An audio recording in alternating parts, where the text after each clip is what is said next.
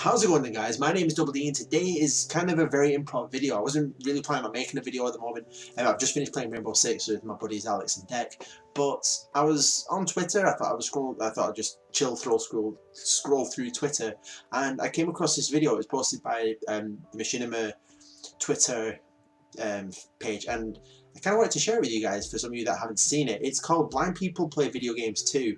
And I know that a lot of the times, you know, this channel does tend to joke and have a laugh and that. But I saw this video and it did kind of like, it really was quite insightful, and I wanted to share it with you guys if you haven't seen it. So it's basically about this young gentleman here. He's obviously blind, but he still plays video games, and it's a bit of an insight regarding how audio cues in music and video games help these help blind people enjoy video games. So without further ado, let's begin.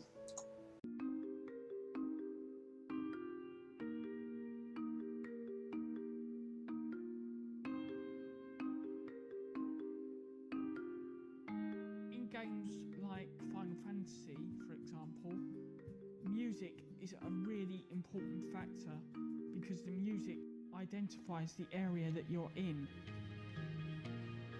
What I always try and do is aim for a save point, generally. Oh, I'm in Macalonia. So even just things like that, it's like, I love the soundtrack in games, but like half the time I never really thought to use it as a gauge to know where I am, because obviously even like when he says aiming for a save point, obviously the save point would be making a noise, and these are the things that you kind of don't really pay attention to.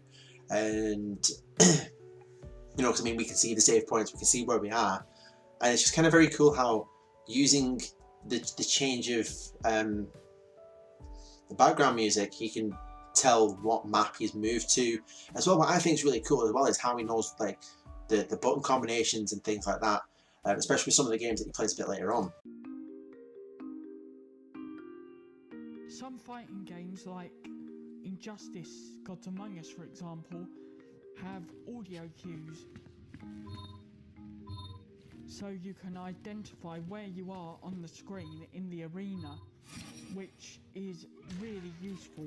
And that must be really difficult, like a blind person playing something like Injustice, because I can't even imagine how you gauge like how to learn the combinations for starters, but I mean as well gauge where you are on the actual field. So that would be quite interesting if it was expanded on and explained, like if somebody explained in a different video, you know, just like, because I'm genuinely curious, like if how they would be able to play a bit more in depth of how they would like what other audio cues they would use to play these fighting games and that. Because I'm blind, I can't access all the health packs and all the armor, so I use God mode so that I can actually enjoy the maps. Even just looking at him play like the computer in that, it's fascinating. Like the fact that he knows what buttons to press and things like that. You will get somebody turning around going, oh, you know, God mode. I mean, Doom's a fucking hard game as it is, and like you said, he uses God mode to enjoy the maps, to, you know, have fun playing the game. So at the end of the day, that's what gaming is there for. Gaming's there for you to have fun. I know that I rage a lot. If you've been joining my like live streams recently when I'm playing Rainbow Six, I rage a lot. I do get very competitive. But then of course there are people that just like to play video games just for the fun of it, like just to, you know, just to enjoy themselves. And for me, that's actually really, like, it is genuinely fascinating.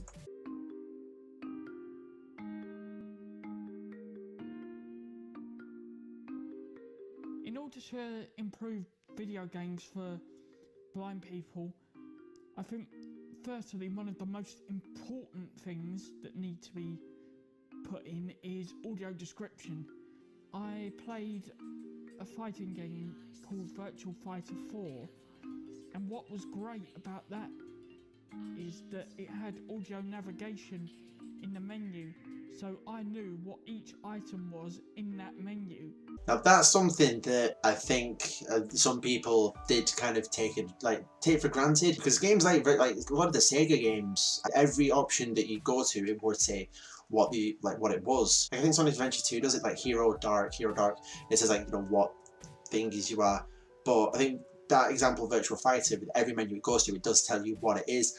And it's one of those things where, like, as able-sighted gamers, you do take that for granted, and in a way we see it as an annoyance. It's like, oh, I'm sick of them repeating it, but then you don't think that people rely on them to navigate through the menus. What we find as an annoyance helps other people to, you know, get through menus and that. And that was the thing that kind of opened my eyes, because, like, you know, it's the same like when you're playing Street Fighter, and it's like, you know, they say their special moves, and you don't, you know, sometimes you think that's kind of daft, that's really silly that they're doing that, but then at the same time it is, you know, it's kind of a nice little audio cue for people who, you know, are hard of sight, where they can tell that they've pulled off a special move, like that their character's doing it. But it's like the things like that we do tend to take for granted, and I for one would actually be more than happy for like more audio cues. And I know that some people might class it as an annoyance, but it's even just something as small as that,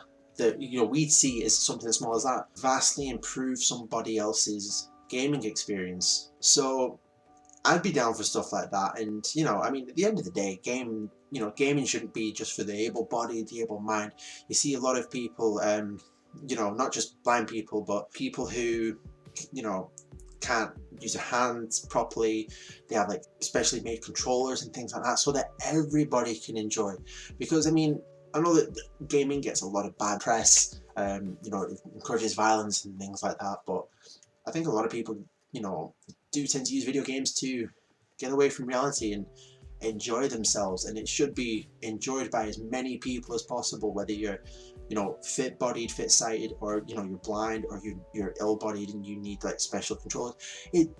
Everybody should be allowed to enjoy a video game. I just wanted to share that video with you guys. Like, I know that Machinima probably have this on their YouTube page, but, you know, for those of you that haven't seen it, hopefully this has kind of helped out a little bit.